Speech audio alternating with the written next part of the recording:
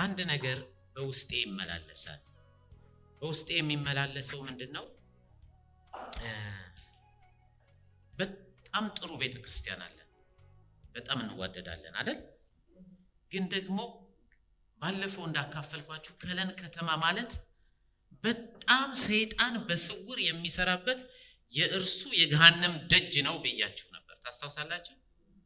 በዚህ ይሄን የገሃነም ደጅ ደግሞ እንድንሰብር ሰማይን ወክለን በዚህ የተቀመጥነው እኛ ነን አይደል?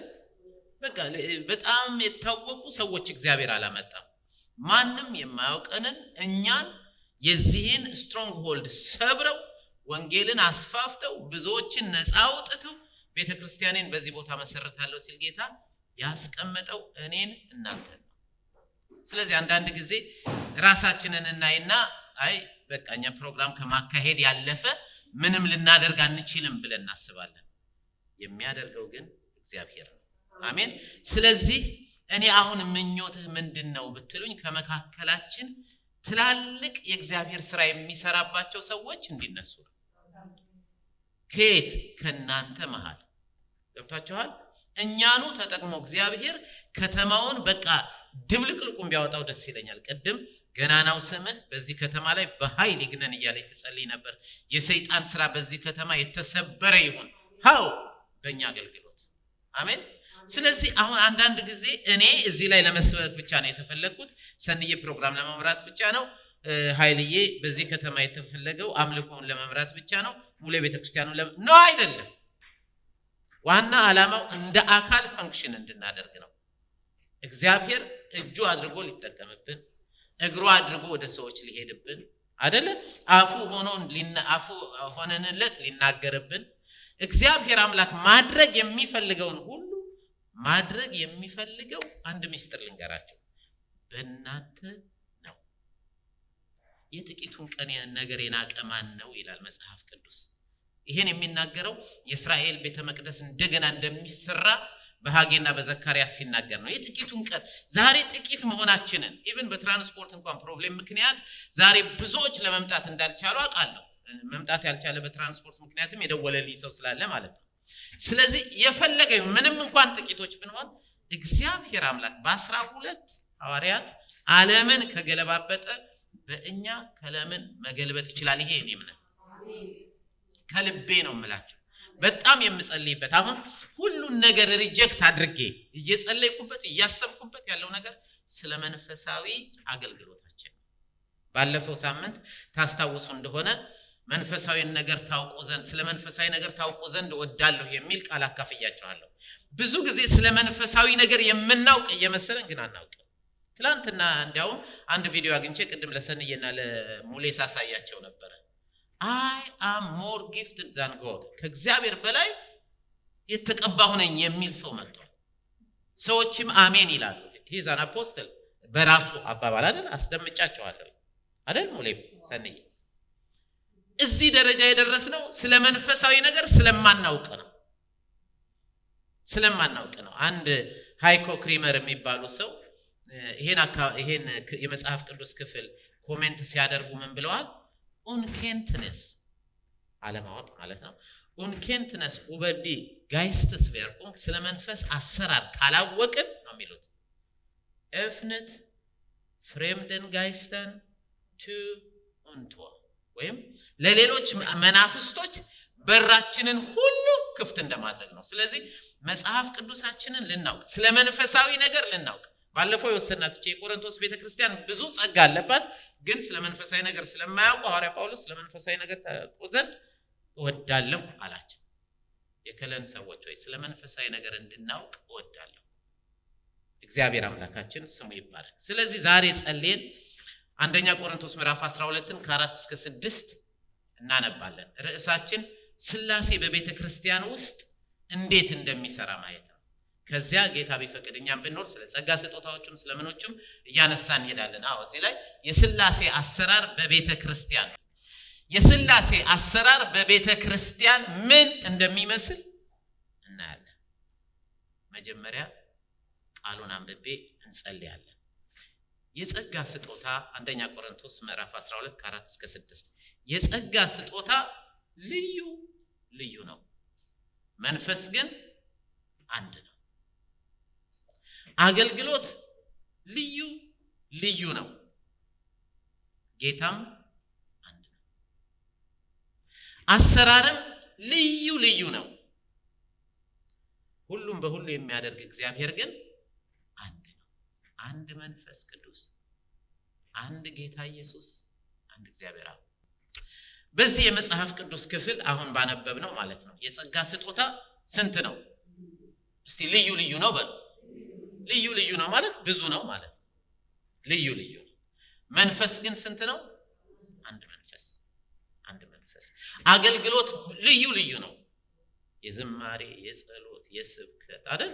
አገልግሎት ልዩ ልዩ ነው። አሁን ደግሞ የወጣት እግዚአብሔር ይባርካቸው ልዩ ልዩ ነው። አገልግሎትን ግን የሚሰጠው ጌታ ኢየሱስ ክርስቶስ ስንት ነው? አንድ ነው።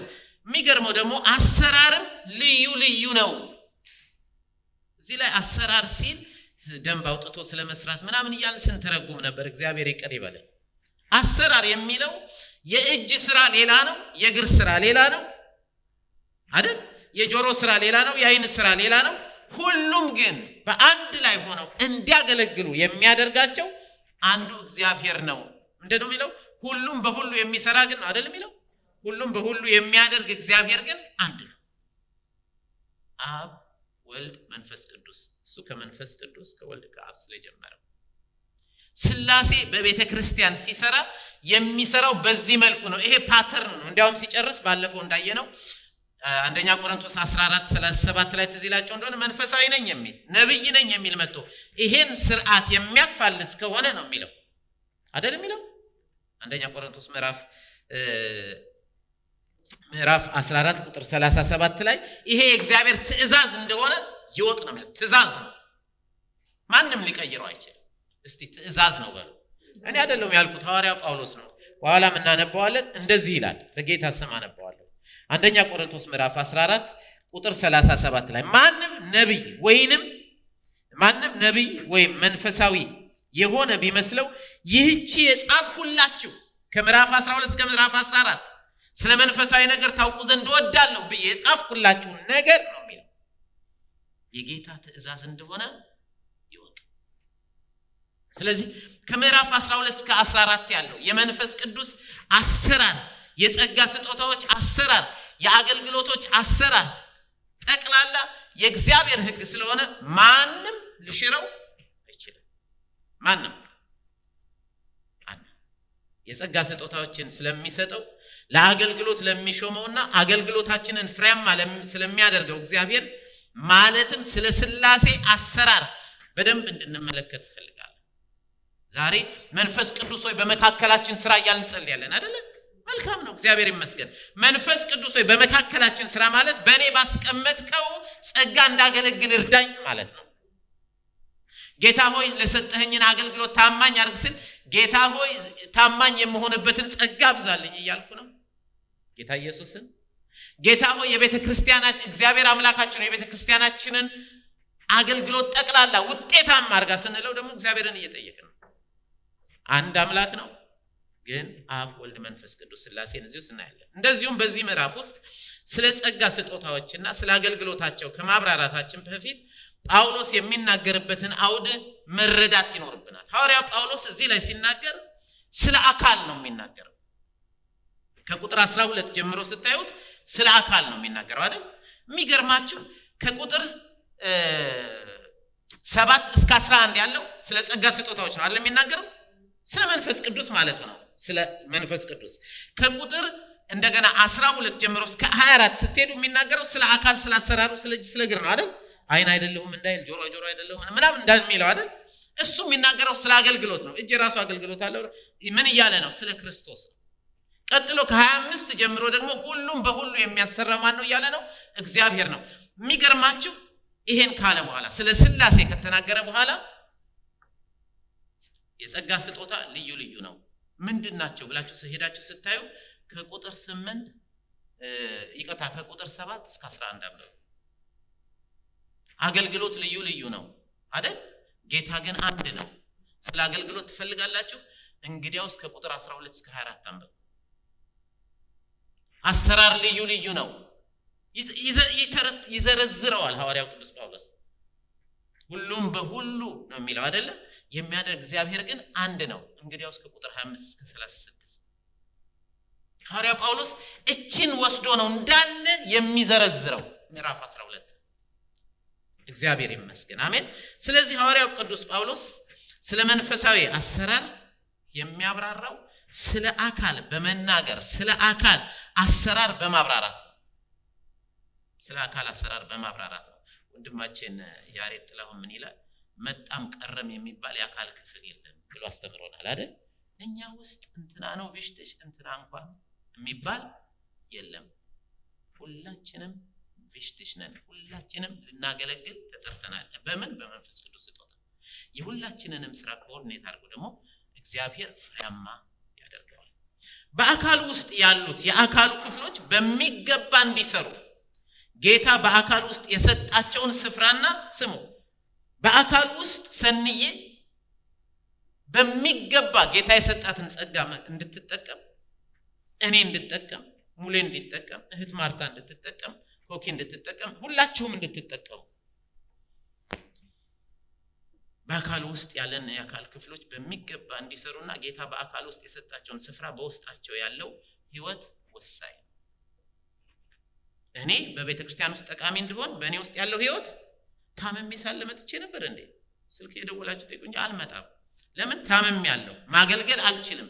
ስለዚህ መንፈሳዊን አገልግሎትም ለማገልገል መንፈሳዊ ጤንነት በጣም አስፈላጊ ነው። መንፈሳዊ ጤንነት ዚያቪሽቲሽ እግዚአብሔር አምላክ ስሙ ይባረክ። አንድ የአካል ክፍል ወይም በቀደመው ትርጉም ብልት ነው የሚለው በውስጡ ህይወት ከሌለ ምንም እንኳን አካሉ ላይ የተጣበቀ አካሉ ጋር አብሮ የሚኖር ቢሆንም በተሰጠው የሥራ ኃላፊነት የሚጠቅም አይሆንም። ህይወት ከሌለ ጠቃሚ ሊሆን ይችላል አይችልም። ይቅርታ አድርጉልኝና ስለዚህ ከባድ ቃል ስለሆነ መድረክም ላይ እግዚአብሔር መድረክም ስለሆነ እንደዚህ አይነት ነገር ሽባ ነው የሚባለው አይደል? በህይወት ከሌለው እጄ ምንም እንኳን አካሌ ጋር ቢኖር ያሬድ እጅ ነው ቢባልም ህይወቱ የሌለው ወይም የታመመ ወይም ደግሞ የደረቀ ከሆነ የአካሌ ላይ መጣበቁ ጠቃሚ አያደርገው። ህይወት አስፈላጊ ነው። ትክክለኛ የክርስቶስ ህይወት በውስጡ ፍሎ ማድረግ አለበት። ይህን ቃል ስትጠቀም አሁንም ይቅርታ ጠይቃለሁ። ካልሆነ ግን ምን ይባላል? ሽባ ይባላል። ለምን? አካሉ ላይ ነው ግን ምንም አይሰራም። በውስጡ የአካሉ ህይወት እስካለና ከአካሉ ጋር ጤነኛ ግንኙነት እስካለው ድረስ ግን በተሰጠው አገልግሎት እጅግ ጠቃሚ የአካል ክፍል ይሆናል አይደል? በህይወት እስካለው ድረስ አንዳንድ ሰዎች ያላችሁ ሁሉ ምናቸው አይሰራም፣ ጤነኛው አካላቸው ግን በጣም ትሰራለች። ጤነኛው እስከመቼውም ድረስ ሁሉ ጊዜ ጥቅም። ይሄን ምነግራችሁ ከቁጥር 12 ጀምሮ ስታነቡት ይሄን የሚያብራራው በአካል ስለሆነ ነው። ስለ አገልግሎት ሲናገር ቅዱሳን የክርስቶስ ህይወት በውስጣችሁ እንዳለ ታውቃላችሁ። ይሄን አገልግሎት አክቲቬት አድርጉት። ይሄን ህይወት ስሩበት። የክርስቶስ እጅ ሆኗል እጃችሁ፣ የክርስቶስ እግር ሆኗል እግራችሁ፣ የክርስቶስ ጆሮ ሆኗል ጆሮአችሁ፣ የክርስቶስ አይን ሆኗል አይናችሁ፣ የክርስቶስ አፍ ሆኗል አፋችሁ። እግዚአብሔር አምላካችን ስሙ ይባረክ። ወንድማችን ተስፋዬ ጋቢሶ ሲዘመር ማሰሮ ሲሰበር ደብቆ ብርሃን ይወጣል፣ ስንዴው ሲበሰብስ ቡቃያው ፍሬ ያፈራል። ጌታዬ አምላኬ የተሰበረ ልብ ያሻኛል። እንደገና ምን ይላል? ጌታዬ አምላኬ የሚሰሩ እጆች ያሻኛል። ጌታዬ አምላኬ የሚሄዱ እግሮች ያሳኛል። ይህን መዝሙር ታውቁታላችሁ? አንተ ታውቃለህ፣ ሌሎቻችሁ ታውቁታላችሁ? በሉ ጌታ ይባርክሽ። በሉ ፈልጉትና አዳምጡት። በቃ የሚሰራ እጅ፣ የሚሰራ አይን፣ የሚሰራ ጆሮ፣ የሚሰራ ጤንነት በጣም ያስፈልገኛል እያለ ተስፋዬ ጋቢሶ ዘምሯል። ወንድማችን ፓስተር ተስፋዬ ጋቢሶ እግዚአብሔር ይባርክ። አሜን። ካልሆነ ግን አንዱ የአካል ክፍል ሌላውን በሙሉ ያደክመዋል አይደል?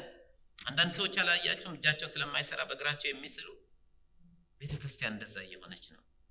እጆቹ ማገልገል ስላልፈለጉ እኛ እግሮቹ ስዕል እየሳልን እንዳይሆን እሺ በጸጋችሁ በተሰጣችሁ ለማገልገል ተነሱ። አሜን። ለማገልገል ተነሱ፣ ጸልዩ፣ መንፈስ ቅዱስን ተሞሉ፣ በመንፈስ አገልግሉ። በመንፈስ ጸልያችሁ በመንፈስ ታገለግሉ፣ ፍሬያማ ትሆናላችሁ። የእግዚአብሔር ስም ብሩክ ይሁን። አሜን። ስለዚህ ዛሬ ሥላሴ እንዴት በቤተ ክርስቲያን እንደሚሰራ ማሳየት ነውና ዓላማው ወደዚህ አይደለም። ስለ አካል ከዚህ በፊት ከብዙ ዓመታት በፊት ስለ አካል ተነጋግረናል። ምናልባት ለወደፊቱ መነጋገር ያስፈልገን ይሆናል። ስለ አካል እዚህ ላይ ያመጣሁት ለምንድን ነው? እያንዳንዱ የአካል ክፍል እንዲሰራ ህይወትና የእግዚአብሔር ፈቃድ በጣም ያስፈልገዋል። ያን እንድናይ ስለፈለኩ ነው። እያንዳንዳችሁ የአካሉ አንዱ ክፍል እንደሆናችሁ እንድታስቡ ስለምፈልግ ነው። እግዚአብሔር ይመስገን። ስለዚህ ዛሬ ከቁጥር 3 እስከ 4 ያለውን በአንደኛ ቆሮንቶስ ምዕራፍ 12 ከ3 እስከ 4 ያለውን ስናነብ በዚህ ክፍል የሥላሴን አሰራር የምንመለከት ሲሆን ቅድም እንዳልኩት አንድ መንፈስ፣ አንድ ጌታ፣ አንድ አምላክ። እግዚአብሔር ይመስገን። የጸጋ ስጦታዎችን የሚሰጠው መንፈስ ቅዱስ ሲሆን ለአገልግሎት የሚሾመው ግን ጌታ ኢየሱስ ክርስቶስ ነው። እስቲ መንፈስ ቅዱስ የጸጋ ስጦታዎችን የሚሰጠው ማን ነው? ያው አንዱ መንፈስ እያካፈለ ያደርጋል ማለት ነው። መንፈስ ቅዱስ ይቀርታ መልሱን ነገርኳችሁ። የጸጋ ስጦታዎችን የሚሰጠው ማን ነው? መንፈስ ቅዱስ በሉ። በቃ ኃይለኛ ነው መንፈስ ቅዱስ በሉ እስቲ።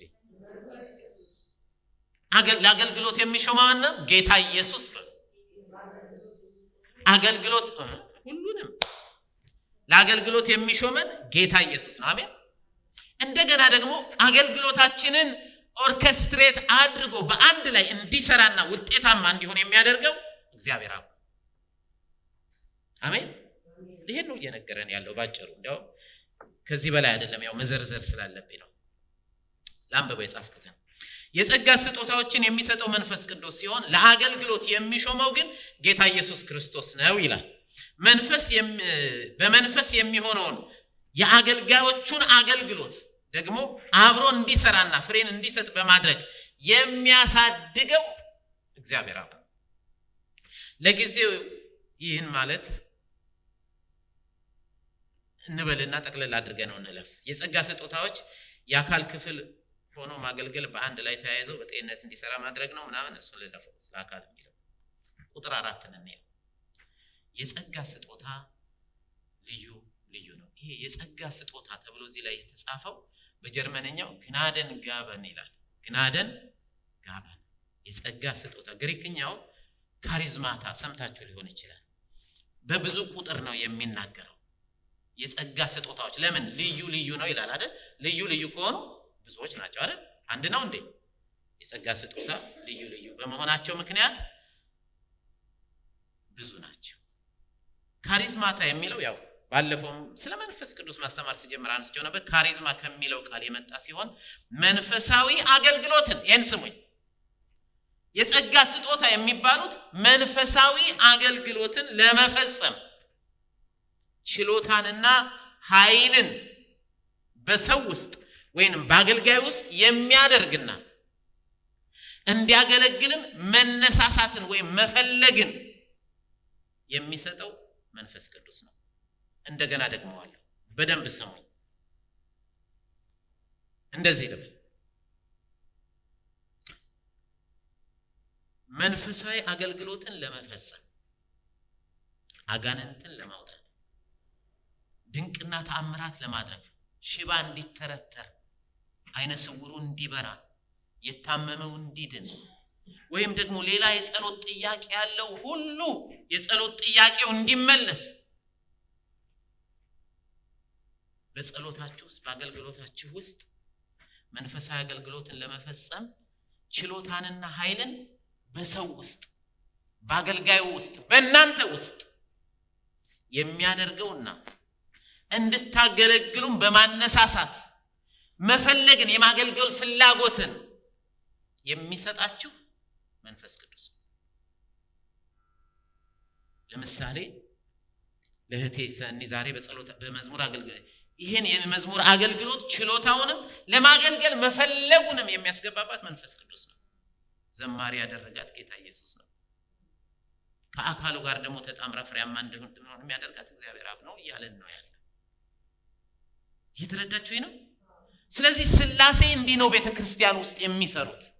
መፈለጉንም ኃይሉንም ጥበቡንም ችሎታውንም እንደገና ደግሞ የማገልገል ፍላጎቱንም በውስጣችሁ የሚያስቀምጠው መንፈስ ቅዱስ ነው። ስለዚህ ፊልጵስዩስ ምዕራፍ 2 ላይ ትዝ ይላችሁ እንደ ቁጥር 13 ላይ በእናንተ ውስጥ መፈለግንም አይደል ማድረግንም በእናንተ የሚሰራ እግዚአብሔር ነውና ይላል አይደል።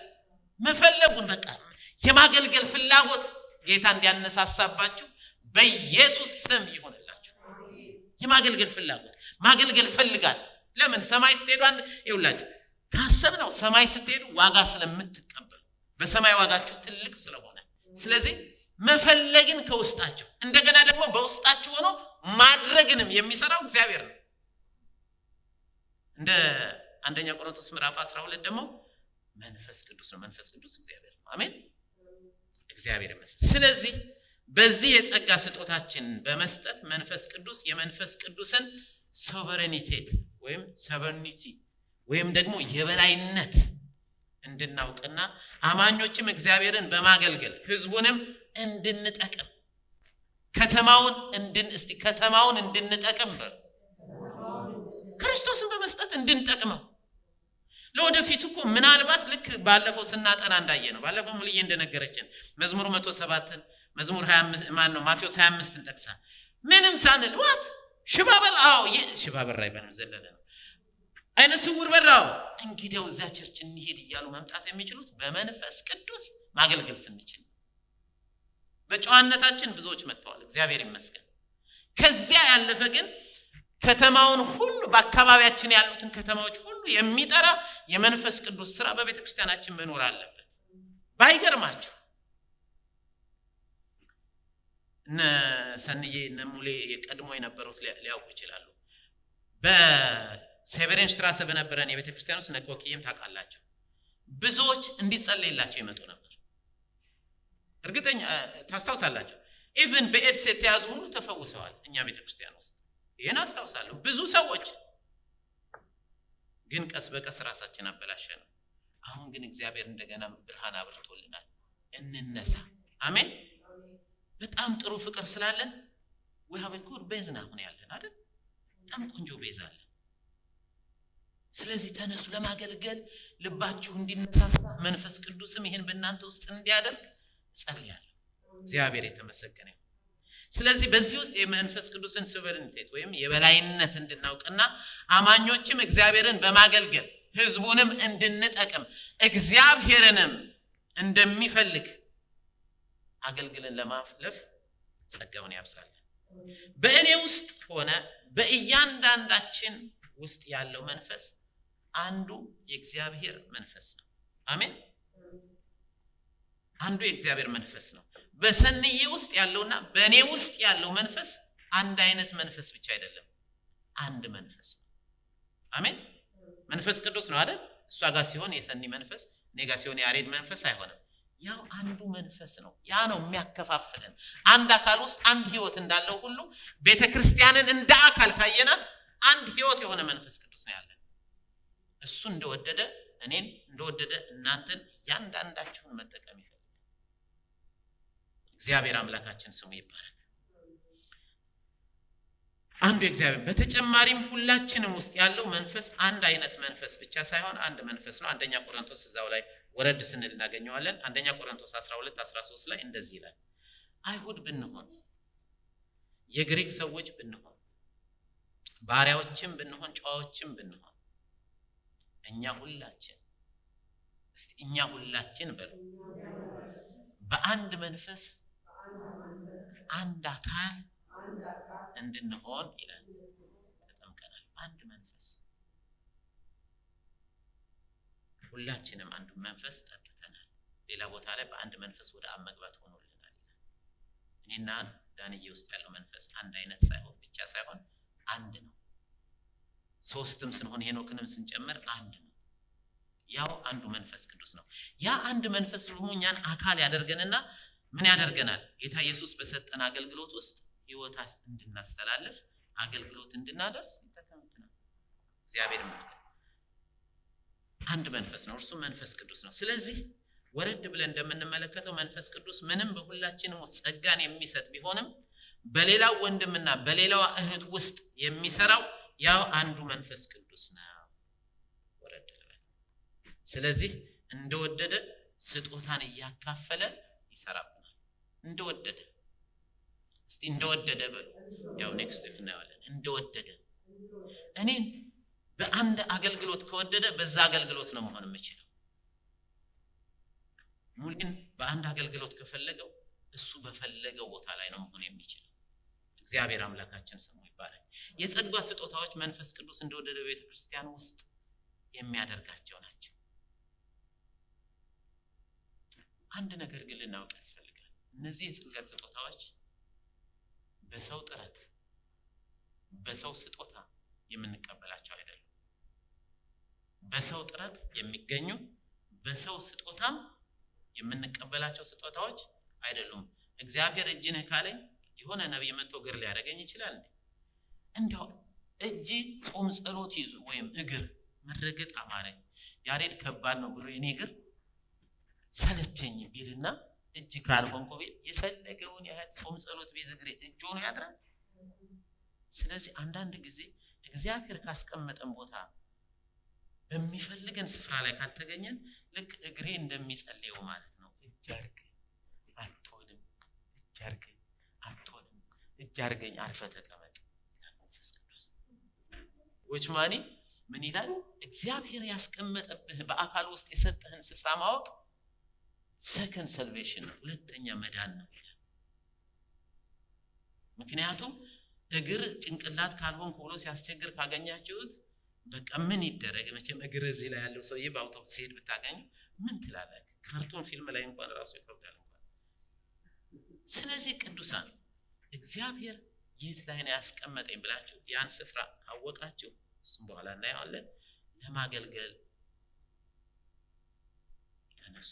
ግን የፈለገው ነገር እግዚአብሔር ካስቀመጣችሁ ውጭ በገንዘብ እንኳን አይገዛም። አንድ ጊዜ ሲሜዮን የሚባል ጠንቋይ እጃቸውን የሚጭኑበት ሰው መንፈስ ቅዱስ ሲሞላየና አይደለ እነ ጴጥሮስን ሄዶ እኔ እጁን የምጭንበት ሰው አላቸው መንፈስ ቅዱስ ይሞላ ዘንድ ይሄን ነገር ምናምን በቃ ስጡኝ ምናምን ብሎ ሄደ። ጴጥሮስ በጣም ተቆጣ። እሷን አንብብላችሁና ለሐዋርያት 18 ከ18 እስከ 21 ይላል። ሲሞንም በሐዋርያት እጅ መጫን መንፈስ ቅዱስ እንዲሰጥ ባየ ጊዜ ገንዘብ አመጣላቸውና እጄን የምጭንበት ሁሉ መንፈስ ቅዱስን ይቀበል ዘንድ ለእኔ ደግሞ ይህን ስልጣን ስጡኝ አለ። ምን አድርጎ? ገንዘብ አመጣላቸው። ገንዘብ አመጣላቸውና በገንዘብ አይገዛም የጸጋ ስጦታ። የጴጥሮስ መልስ ክስ ደግሞ ያስደነግጣል። እጄን የምጭንበት ሁሉ ቁጥር 20 ላይ ጴጥሮስ ግን እንዲህ አለው፣ የእግዚአብሔርን ስጦታ በገንዘብ እንድታገኝ አስበሃልና ብር ካንተ ጋር ይጥፋ፣ እንደውም በክፉ እንደታሰራየው ነው አለ የሚለው ዛሬ። የጸጋ ስጦታ አይገዛም። ለነብይ ለተባሉ ሰዎች ፌቨር ስላደረጋችሁ አንተ ነብይ ነብይ ላይ አይሆንም። መንፈስ ቅዱስ ብቻ ነው የሚሰጠው። አሜን። እግዚአብሔር የተመሰገነ ይሁን። የጸጋ ስጦታዎች መንፈስ ቅዱስ እንደወደደ ቤተክርስቲያን ውስጥ ለእያንዳንዱ አማኝ ያካፈለ የሚሰጠው ነፃ ስጦታ ነው። እስቲ ነፃ በሉ። የጸጋ ስጦታዎች በጌታ ኢየሱስ ስለምናምን ብቻ እሱ በሚፈልገን ብቻ ቦታ ላይ እንድንሆን በማሰብ በነፃ የሚሰጠን ነው። ያሬድ የሚጠቅመው እዚህ ላይ ነው። ኃይልዬ የሚጠቅመው እዚህ ላይ ነው። ኪሩቤል የሚጠቅመው እዚህ ላይ ነው ብሎ ለዚያ ጌታ ለሰጣችሁ አገልግሎት የሚሰጠው ማን ብለን ጌታ ነው። ጌታ ለሚሰጣችሁ አገልግሎት በውስጣችሁ ችሎታውን የሚያስቀምጠው መንፈስ ቅዱስ ነው። እግዚአብሔር አምላካችን ስሙ ይባረክ። ይህን የምትቀበሉት ግን ስላመናችሁ በማን? በጌታ ኢየሱስ። ቶሎ ልበል። አንደኛ ቆሮንቶስ 1 ከ2 እስከ 7 እንደዚህ ይላል። የጸጋ ስጦታዎች ላመኑ ሁሉ ነው የሚሰጠው። አሜን። እዛ ላይ ምን ይላል? በቆሮንቶስ ላለች ቤተክርስቲያን በክርስቶስ ኢየሱስ ለተቀደሱት የእነሱና የኛ ጌታ የሆነውን ጌታችን ኢየሱስ ክርስቶስን ስም በየስፍራው ከሚጠሩት ሁሉ ጋር ለብቻችሁ ለአንተ ብቻ አይደለም። my anointing is very special anointing የሚባል የለም። እግዚአብሔር ይመስገን። እጅ ውስጥ ያለው ህይወት እኔ ስፔሻል አኖይንቲንግ ነኝ ብሎ በእግር ላይ እንዲኮራበት አያስፈልግም። በኋላ ስለ አካል ስታጠኑ ከቁጥር 12 ጀምሮ ታገኙታላችሁ። ሁሉም አንድ አይነት መንፈስ ነው። በእኔ እጅ ውስጥ ያለው መንፈስ በእግሬ ውስጥ ካለው መንፈስ ይለያል እንዴ? ታዲያ ለምንድን ነው እግሬ ስፔሻል አኖይንቲንግ ነው ሊል ነው ወይስ አይኔ መነጽር ስለሚደረግልኝ ስፔሻል ነው የኔ ሊል ነው? አይደለም። በኋላ ደርስበታለን። ግን በውስጣችን የጌታን ስም በሚጠራ ሁሉ ጋር ቅዱሳን ለመሆን ለተጠሩት ከእግዚአብሔር ከአባታችን ከጌታም ከኢየሱስ ክርስቶስ ጸጋና ሰላም ይሁንና በክርስቶስ ኢየሱስ ስላመናችሁ የተሰጣችሁ በእግዚአብሔር ጸጋ ምክንያት ሁልጊዜ ስለእናንተ አምላክ ነው። በክርስቶስ ስላመናችሁ በተሰጣችሁ በእግዚአብሔር ጸጋ ምክንያት ሁልጊዜ ስለእናንተ እግዚአብሔር እናመሰግናለን። አያቆምም እኮ ለክርስቶስ መመስከሬ በእናንተ ዘንድ እንደጸና በነገር ሁሉ በቃልም ሁሉ በእውቀትም ሁሉ በእርሱ ባለጠጎች እንድትሆኑ ተደርጋችኋል ይልና እንደዚህ የጌታችን የኢየሱስ ክርስቶስን መገለጥ ስትጠባበቁ አንድ የጸጋ ስጦታ እንኳን አይጎልባችሁ። ማን ነው የሚሰጣቸው? እግዚአብሔር። ስለምን? ስላመናችሁ ከቅዱሳን ጋር የጌታን ስም ስለጠራችሁ እግዚአብሔር ይመስገን። ስለዚህ በዚህም በመናጠናው ክፍል ምዕራፍ 12 ላይ ወረድ እያላችሁ ስትሄዱ ቁጥር 7 ላይ ይላል መንፈስ ቅዱስ መግለጥ ለአንዱ ለጥቅም ይሰጠዋል ይላል። ቁጥር 11 ላይ ይህን ሁሉ ግን የአንዱ መንፈስ እንደፈቀደ ነው የሚለው። እንደሚፈቅድ ለእያንዳንዱ ለብቻው እያካፈለ በቃ መንፈስ ቅዱስ እንደፈቀደ ግን ለአካሉ ክፍል ለሆኑት ላመኑት ለዳኑት ሁሉ ይሰጣል። ለአንተ ይሰጣል፣ ለአንቺ ይሰጣል፣ ለእኔ ይሰጣል፣ ለእኛ ይሰጣል። አሜን። አሁን አሰባችሁት ምን ያህል ጊዜ እንዳባከነ? ጌታ ባስቀመጠን ስፍራ ላይ በአካል ውስጥ ብዙ እንዳልሰራን እንድታስተውሉ ፈልጋለሁ። እግዚአብሔር ይመስገን። ስለዚህ መንፈስ ቅዱስ በእኔ ውስጥ ያስቀመጠው ጸጋ ምንድን ነው? እስቲ እንዲበሉ መንፈስ ቅዱስ በእኔ ውስጥ ያስቀመጠው የጸጋ ስጦታ ምንድን ነው? ጌታ ይመልስላችሁ። ግን በዛ የጸጋ ስጦታ እንድትቀመጡ ሳይሆን እንድታገለግሉ። ሁለተኛው አገልግሎትም ልዩ ልዩ ነው ይላል። መደበኛው ትርጉም አገልግሎትም ልዩ ልዩ ሲሆን ጌታ ግን አንድ ነው ይላል። አገልግሎት ጀርመንኛው ዲንስት ነው የሚለው። በዚህ ላይ የግሪክኛው ዲያኮኒያይ ነው የሚለው። ዲያኮኒ ወይም አገልግሎት ከሚለው ቃል የመጣ ነው እንጂ ዲያቆናት ብቻ ማለት አይደለም። ማናቸውንም አገልግሎት የምናገለግል ለቅዱሳን ህብረት እድገት፣ ለቅዱሳን መባረክ፣ ለከተማው መባረክ ማናቸውንም አገልግሎት ብናገለግል ዲንስት በጀርመንኛ፣ በእነሱ ደግሞ ዲያኮኒያ ያለው ብዙ ስለሆነ ለምሳሌ በዚህ ምዕራፍ ውስጥ ራሱ ወረድ ብላችሁ ከቁጥር 27 እስከ 30 ስታነቡ የሚከተሉትን አገልጋዮች የሰጠው ማን ነው? ጌታ ኢየሱስ አይደለ እንዴ? ላንብብላችሁ። እንደዚህ ይላል፣ እናንተም የክርስቶስ አካል ናችሁ። ስለ አካል አወርተናል። እያንዳንዳችሁ ብልቶች ናችሁ ወይም የአንድ አካል ክፍል ናችሁ። እግዚአብሔር በቤተ ክርስቲያን አንዳንዶችን አስቀድሞ ሐዋርያት፣ ሁለተኞቹን ነቢያት፣ ሶስተኞቹን አንደኛ፣ ሁለተኛ፣ ሶስተኛ ቀጥሎም እያለ ነው አይደል የሚሄደው። አንዳንዶቹን እኔን እንዳስተምር፣ ሰኒን እንድትመራ፣ ኃይልሻን እንዲዘምር፣ እያንዳንዳችንን አገልግሎት ብሎ የሰጠን ጌታ ኢየሱስ ነው። ለዛ አገልግሎት ነው ችሎታና ኃይል እንዲሆነን መንፈስ ቅዱስ የጸጋ ስጦታን በውስጣችን የሚያስገባው። ለአገልግሎት የጠራችሁ ግን ጌታ ነው። አሜን።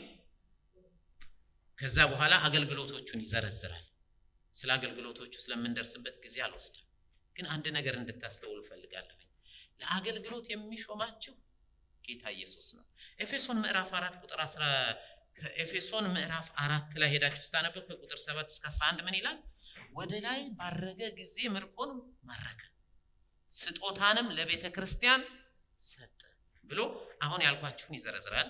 ወደ ላይ ያረገው ማን ነው? ሰንዬ ጌታ ኢየሱስ። ለቤተ ክርስቲያን ስጦታን የሰጠው ማን ነው? ጌታ ኢየሱስ። እዚህ ላይ እርግጥ አገልጋዮችን ነው የሰጠው አይደል? አንዳንዶችን ሐዋርያት በኋላ ከምናያቸው የጸጋ ስጦታዎች ውስጥ ውስጣቸው አለ። ነቢያት ከጸጋ ስጦታዎቹ ውስጥ አለ። አሁን ለምሳሌ አጋንንት የሚያወጣ ነብይ ነው በቃ ሀገራችን። ወንጌላዊም አጋንንት ያወጣል፣ ፓስተርም አጋንንት ያወጣል፣ እረኛም አጋንንት ያወጣል አይደል እንዴ? ስለዚህ ይሄኛው አመለካከት የመጣው ዝም ብሎ በቃ ወደ ንግድና ወደ ምን ሲገባ ነው እንጂ ቤተክርስቲያን ውስጥ አገልግሎትን የሚሰጠው ጌታ ኢየሱስ ነው። ለአገልጋዩ ደግሞ ጸጋውን የሚሰጠው መንፈስ ቅዱስ ነው። መንፈስ ቅዱስ ደግሞ ጸጋውን የሚሰጠው ጌታ ለመረጠው አገልግሎት ነው። ጌታ የእጅነት ወይም የዘማሪነት ጥሪ ሰጥቶኝ ለዛ አገልግሎት መድቦኝ ምናልባት መንፈስ ቅዱስ መጥቶ ሌላ አይነት ለዝማሬ የማይሆን ጸጋ አይሰጠኝም። ለዝማሬ የሚሆን ጸጋ ነው ለሚሰጠኝ።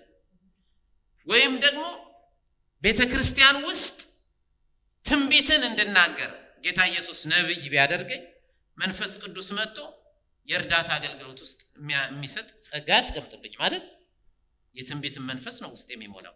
ጌታ ለሰጣችሁ አገልግሎት ነው መንፈስ ቅዱስ ጸጋውን የሚሰጣችሁ። አሜን። እግዚአብሔር አምላካችን ስሙ ይባረክ። ሐዋርያው ጳውሎስ ምን ይላል ስለ ራሱ ሲናገር አንደኛ ጢሞቴዎስ ምዕራፍ 1 ቁጥር 12 ላይ ለአገልግሎቱ ሾሞኝ። እስቲ ሾሞኝ በሉ። ጌታ ለአገልግሎቱ ሾሞታል።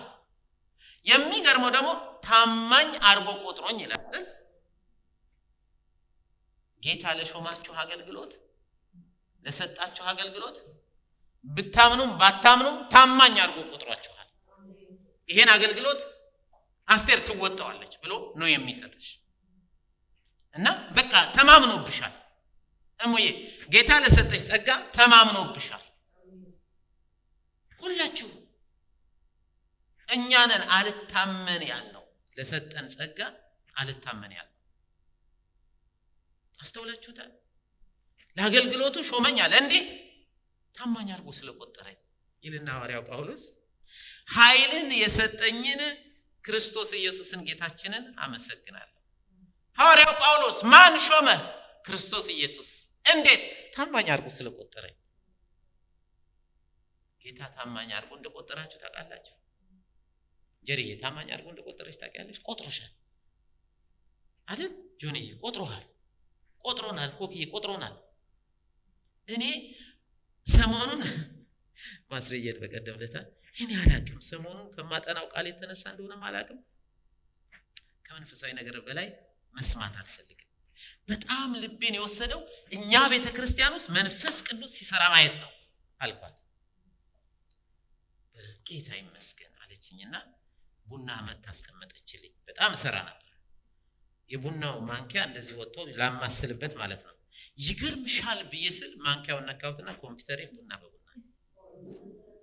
የጻፍኩት በሙሉ ለሙሉ የነገርኩት የጻፍኩት በሙሉ የከፈትኩት ይሄ ባለፈው ጀምሮ ስለ መንፈስ ቅዱስ የጻፍኩት ሙሉ አይጠፋም መሰላችሁ።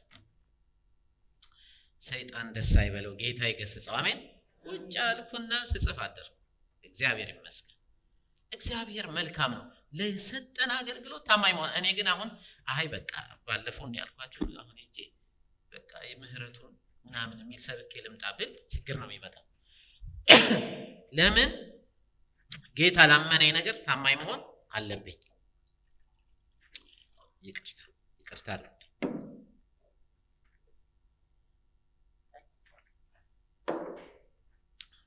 እግዚአብሔር ይመስገን። ምን ያህል ታዲያ ጌታ በውስጣችሁ ያስቀምጠውን ጸጋ ወይም ጥሪያችሁን ለማወቅ ሞክራችኋል? ምን ያህልስ በውስጣችሁ ባለው ጸጋ አገልግላችኋል? ታማኝ ሆናችሁ ለተቆጠራችሁበት ነገር ምን ያህል ታማኝ ሆናችሁ? ስሙ ይውላችሁ፣ ይሄ የእግዚአብሔር መንግስት ሙሉ ያስተምረናል። ስለ እግዚአብሔር መንግስት፣ ስለ ሰማዩ መንግስት ብዙ ተምረናል። በውስጡ አለ የመንግስት ሰራተኞች ተደርገናል። እዚህ ሀገር የመንግስት ሰራተኛ መሆን ፕሪቪሌጅ እንዳለው ታውቃላችሁ አይደል? እኔ መንግስት ሰራተኛ ነበርኩ ጥሮታ እስከወጣሁበት ድረስ።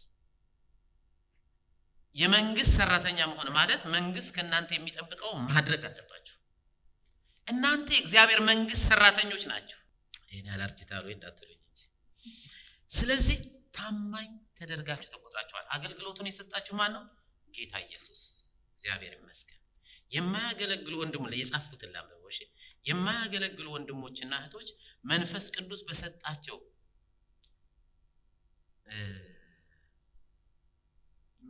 መንፈስ ቅዱስ በውስጣቸው ያስቀመጠውን የጸጋ ስጦታ ቸል በማለት የማያገለግሉ ከሆነ ላመናቸው ጌታ አልታመኑም ወይም አልታዘዙም ማለት ነው። ምንም ያህል እንኳን መጥተው በስብሰባው ደስ ብሏቸው ቢሄዱ በጌታ ፊት ግን ታማኝ አልነበሩ። እግዚአብሔር ታማኝ ያርገን። አሜን። ጌታ የሰጣችሁን አገልግሎት አንደኛ የምታውቁት ይመስለኛል። የምትፈሩ ከሆነ አትፍሩ፣ ወይም ደግሞ አላውቀውም ካላችሁ ጸልዩ፣ ወይም በቅዱሳን መካከል ህብረትን አድርጉ። ህብረትን በምታደርጉበት ጊዜ ሳታውቁት ለተጠራችሁበት አገልግሎት ስፍራችሁን ታገኙታላችሁ። ከቅዱሳን ጋር ግን ህብረት ከሌላችሁ እጄ ለብቻው እዚህ ቢቀመጥ ይገብሩ ሳምባ ለብቻው እዚህ ቢቀመጥ የድመት ምግብ ነው የሚሆነው አለ። በቃ እዚህ ጋር ቁጭ ብዬ በቃ ልክ እንደ ኦርቶዶክስ ተሳልም የመጣው አይነት ክርስትና አስፈላጊ አይደለም። ሀፍቱ ቢያት ካልሆነ ግን እኔ ካልሰራው አካሉ ምን ያረኩት ነው? ሽባ ያረኩት ነው አይደል? ስለዚህ ፕሊስ ቅዱሳን የምነግራችሁ ነገር የመለኮታዊ ሰማያዊ እውነት ነው። እግዚአብሔር ሰማይ ስትሄዱ አንተ መልካም በጎ ባሪያ ወደ ጌታ ደስታ ግባ ሊላችሁ ጌታ እየጠበቃችሁ ነው። ሰርተን ለመሄድ ጸጋውን ያብዛልን። አሜን። ግን ጌታ እንደሚፈቅድ ሶስተኛው አሰራርም ልዩ ልዩ ነው የሚለው። አሰራርም ልዩ ልዩ ነው። ሁሉን በሁሉ የሚያደርግ እግዚአብሔር ግን አንድ ነው። ሰንዬ ታገለግላለች፣ ሙሌ ያገለግላል፣ እኔ ያገለግላለሁ። ሁላችሁም የየራሳችሁን ስታገለግሉ ይሄ እንደ አካል የሁላችንንም አገልግሎት አጣምሮ ቤተክርስቲያን ክርስቶስን እንድትመስል የክርስቶስን አገልግሎት እንድታገለግል ክርስቶስ እንዲሰብክ አፍ የሆነው ክርስቶስ ወደ ሰዎች እንዲሄድ እግር የሆነው ክርስቶስ እንዲዳስስ እጅ የሆነው ጠቅላላ በአንድ ላይ ኦርኬስትሬት ሆኖ ቤተክርስቲያኗን ፍሬያማ የሚያደርጋት እግዚአብሔር። አሜን። ብዙ ጊዜ ራሳችንን እንደሰራ ነው እንዲቆጠር እንፈልጋለን። ይሄ ግን በጣም የሰው ኤጎ ነው፣ በጣም ስህተት ነው። ሰው በቤተክርስቲያን ውስጥ ያፈራው የራሱ የሆነ ነገር የለውም። መንፈስ ቅዱስ ጸጋውን ሰጥቶ ክርስቶስ ለአገልግሎት ሾሞ እግዚአብሔር አገልግሎቱን ከሌሎች ጋር አጣምሮለት የተሰራ ስራ ነው። የሰራው አካሉ ነው። እስቲ የሰራው አካሉ ነው በሉ። አሰራር የሚለው በጀርመንኛ ቪርኩንግ ነው የሚለው፣ ግሪክኛው አነርጌማታ ነው የሚለው። ውጤትን የሚያመለክት ቃል ነው። ስለዚህ ይህ አረፍተ ነገር የሚነግረን መንፈሳዊ ስጦታዎች ስሙኝ በደንብ። ይህ አሰራር የሚለው መንፈሳዊ ስጦታዎች የሚሰሩት በቀጥታ በእግዚአብሔር አብ ኃይል መሆኑንና አንድ ውጤት እንድናመጣ የሚያደርገን እግዚአብሔር ራሱ መሆኑን የሚያሳይ ነው። ይህን የሚያደርገው እግዚአብሔር ነው። አሁን ለምሳሌ እኔ በመስበክ ብቻ የማገለግል ከሆነ እናንተ መጥታችሁ ቅድም የተደረጉትን አገልግሎቶች ሁሉ ባታገለግሉ ለማን ነው ሰብክ የሚሄደው? ለመዘመር ብቻ የምመጣ ከሆነ ቃል ካልሰማን ጥቅሙ ምንድነው? ዘምረንና ቃል ሰምተን ደግሞ ሳንጸልይ የምንሄድ ከሆነ ጥቅሙ ምንድነው? ይሄ ሁሉ ኦርኬስትሬት ሆኖ አካሉ ፈንክሽናል እንዲሆን የሚያደርገው ሰውን የፈጠረ አካሉንም እንዲሰራ የሚያደርገው እሱ ራሱ እግዚአብሔር አምላካችን ነው። ይህን የሚለው ሙሉ ሕይወት መጽሐፍ ቅዱስ የሚለው ላይ ይህን ቃል የወሰድኩት ጌታን ኢየሱስን እንኳን ራሱን ለቤተ ክርስቲያን ራስ እንዲሆን የሰጠው ማን ነው? አብ ነው። በውስጤ አብ ነው። ምዕራፍ 14ን እንደምንመለከተው በቤተ ክርስቲያን ሊኖር የሚገባው አሰራር በጠቅላላ ትእዛዝ የሰጠው ማን ነው?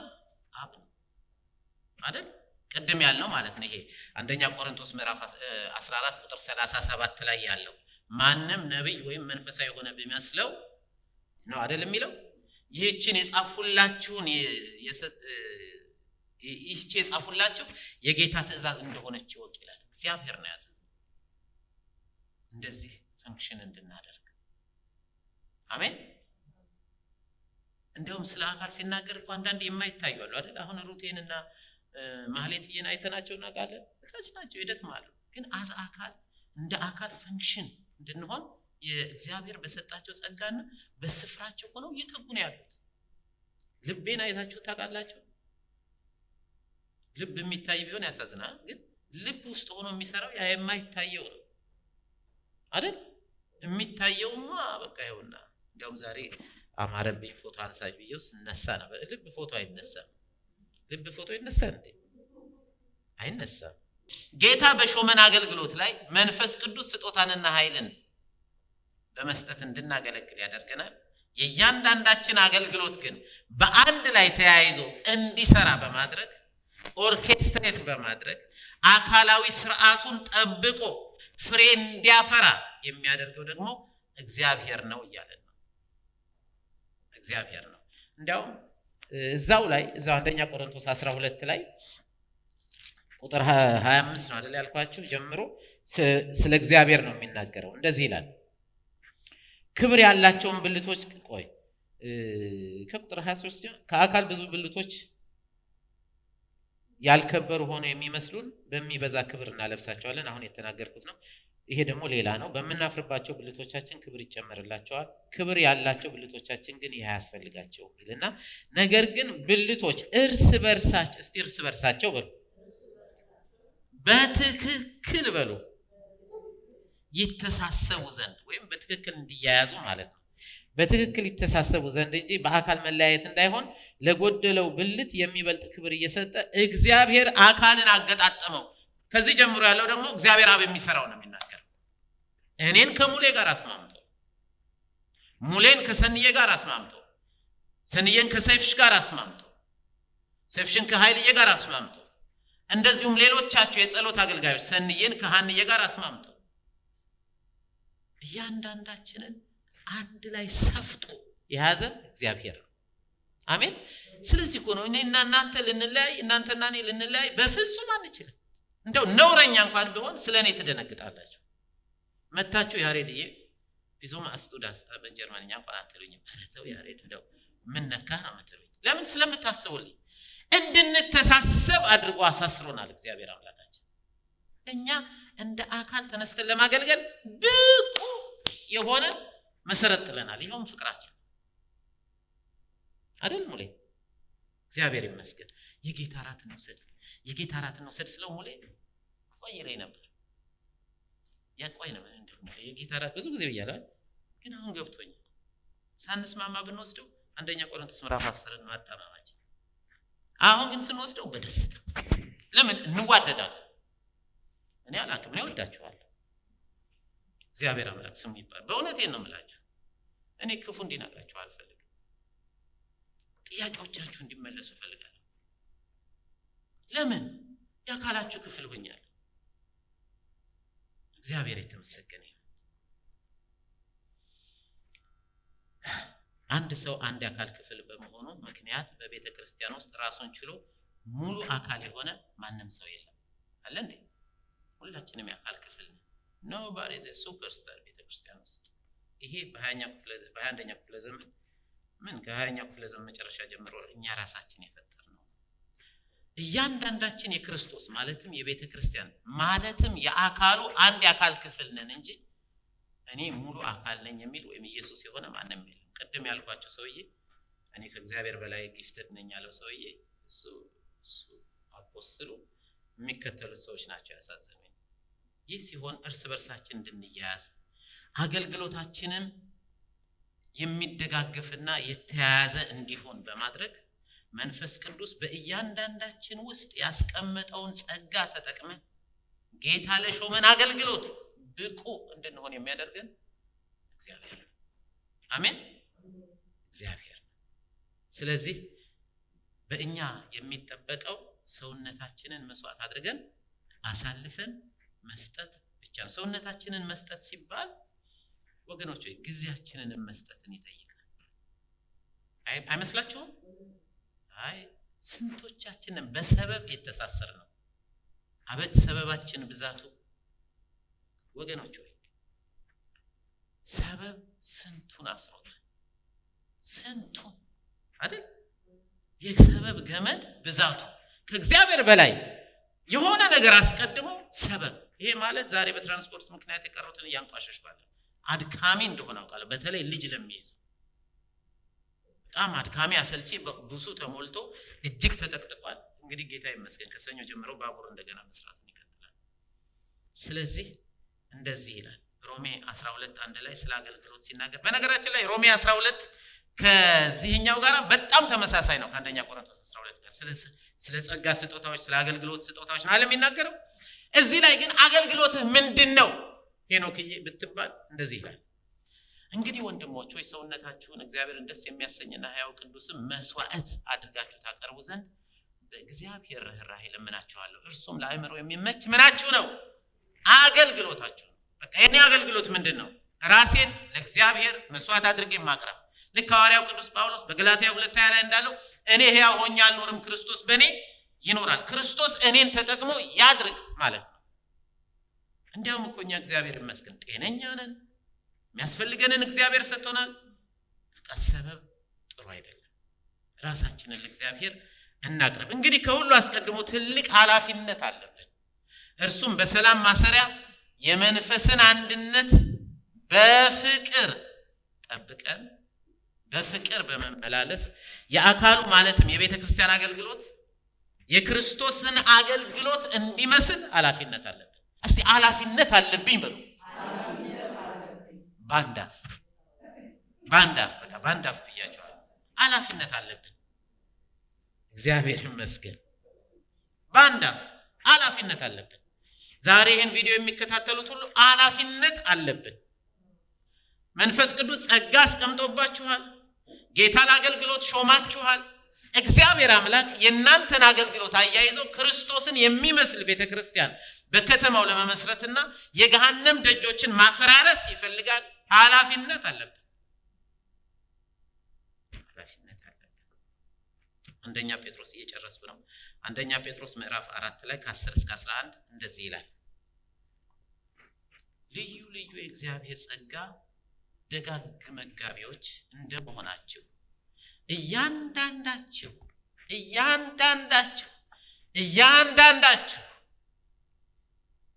የጸጋ ስጦታ እንደተቀበላችሁት ማለትም መንፈስ ቅዱስ በሰጣችሁ ጸጋ ማለት ነው።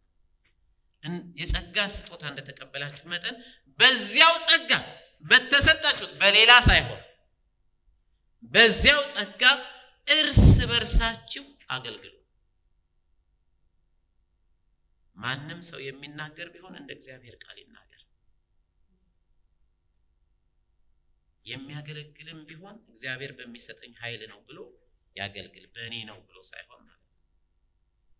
ክብርና ስልጣን እስከ ዘላለም ድረስ ለእርሱ በሚሆነው በኢየሱስ ክርስቶስ በኩል እግዚአብሔር በነገር ሁሉ ይከብር ዘንድ ጌታ ኢየሱስ ክርስቶስ በነገር ሁሉ ይከብር ዘንድ ወይም እግዚአብሔር በነገር ሁሉ ይከብር ዘንድ አሜን ነው የሚለው። እግዚአብሔር በነገር ሁሉ ይከብር ዘንድ ቃል የሚናገር እንደ እግዚአብሔር ቃል ይናገር፣ የሚያገለግልም እግዚአብሔር በሚሰጠኝ ኃይል ነው ብሎ ያገልግል። ለምን? እግዚአብሔር እንዲከብር። አሜን። ከዛሬው ትምህርት እንግዲህ የበለጠ እንድንገነዘብና እንድንተገብረው የምመኘው በመንፈስ ቅዱስ በመሞላት መንፈስ ቅዱስ በውስጣችን በሚያስቀምጠው መንፈሳዊ ጸጋ ስጦታ ጌታ በሾመን የአገልግሎት ዘርፍ ጌታ የሰጠንን አገልግሎት አውቀን በአንድ ላይ ለውጤት እስቲ በአንድ የመጨረሻውን በአንድ ላይ በሉ ለውጤት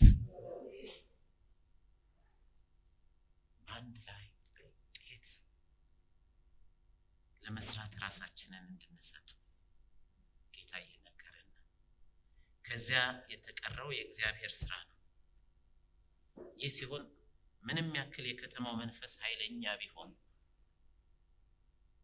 ምንም ያህል ተራራ ፊታችን ቢቆም፣ የፈለገው የጸሎት አይነት የጸሎት ጥያቄ ቢኖረን አይደል ስንይ ቢኖረን በጌታ በኢየሱስ ስም በተሰጠን ጸጋ እየጸለይን ፍሬ በፍሬ ውጤት በውጤት ግን ምን ይሁን? ልባችሁን አምጡ። እግዚአብሔር ይመስገን ከውድቀት አነሳኝ ጌታ ነው። እጁን ዘረጋና ከአዘቅት አወጣኝ። ስለዚህ ወደድኩት ማረኝ። ነፍሴ ታመስግን በጣም ነፍሴ ታመስግን በጣም የሞት ዕዳ ስለነበረብኝ ኢየሱስ ከፈለልኝ። ይሄን ነው የምፈልገው። ስለዚህ ወንድሞች ሰውነታችሁን መስዋዕት አድርጋችሁ አምጡ አምጡ፣ ከጌታችን ፈቃድ ቅልል እንዳትወጡ ሙሉ ልባችሁን ስጡ። ከነፍስ የመነጨ ፍሬ አቅርቡ ምስጋና ዛሬ። ሰማያዊ መንፈስ ይጠግናል፣ ኢየሱስ ይወደናል። ስለዚህ እህቶች ሰውነታችሁን መስዋዕት አድርጋችሁ አምጡ፣ ለጌታችን ፈቃድ ከጌታችን ፈቃድ ክልል እንዳትወጡ ሙሉ ልባችሁን ስጡ። ዛሬ ሄዳችሁ እዚህ ላይ እንዳየነው የሥላሴ አሰራር በቤተ ክርስቲያን ቢሆንም አርዕስቱ ምን ተማራችሁ ሲሏችሁ ሙሉ ልባችሁን ስጡ። ለምን? መንፈስ ቅዱስ ጸጋ ሰጥቷችኋል። ጌታ ለአገልግሎት ሾሟችኋል። እግዚአብሔር አገልግሎታችሁን ፍሬያማ ያደርገዋል። ከእናንተ የሚጠበቀው ሙሉ ልባችሁን ስጡ። እንጸልይና እንጨርሳለን። ሃሌሉያ አሜን። ክብር ለጌታ ይሁን። እግዚአብሔር ሊጠቀምብን ይፈልጋል። ስለዚህ የሚቀጥለው ደግሞ ጌታ ቢፈቅድ በሚሰጠኝ ጊዜ ጸጋ ስጦታዎችን እያወጣን እየዘረዘርን እናያቸዋለን። ምክንያቱም ቅድም እንዳለው ሰውዬ እንደዛ አፖስትል ነኝ እንዳለው ብዙ ካኦስ ተፈጥሯል።